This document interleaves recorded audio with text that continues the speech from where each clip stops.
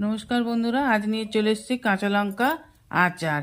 গোটা ধনে, জিরে, মৌরি, পাঁচফোড়ন, গোটা গরম মশলা, শুকনো লঙ্কা, সর্ষে ভালো একটু রোস্ট করে নিয়ে গুঁড়ো করে নেব। ওভেনে কড়া বসিয়ে দিয়ে দেবো সর্ষের তেল। গরম হয়ে গেলে নামিয়ে রেখে দেব। কাঁচা লঙ্কাগুলোকে লম্বা লম্বি করে কেটে নেব। দিয়ে দেবো হলুদ গুঁড়ো, লাল লঙ্কার গুঁড়ো, দিয়ে দেবো বিট লবণ, সাদা লবণ, দিয়ে দেবো আমচুর, দিয়ে দেবো গুঁড়ো করে রাখা মশলাগুলোকে। সর্ষের তেল ঠান্ডা হয়ে গেলে দিয়ে দেবো 10-12টা রসুন কুচি, একটু হিং আর কালো জিরে। একটু ভালো করে নেড়ে চেড়ে দিয়ে দেবো কাঁচা লঙ্কার মধ্যে।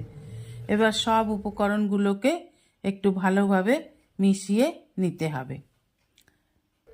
এবার দিয়ে দেবো 2টো পাতিলেবুর রস আর দিয়ে দেবো 1 প্যাকেট ম্যাগি মশলা। মেখে নিলেই তৈরি কাঁচা লঙ্কার আচার।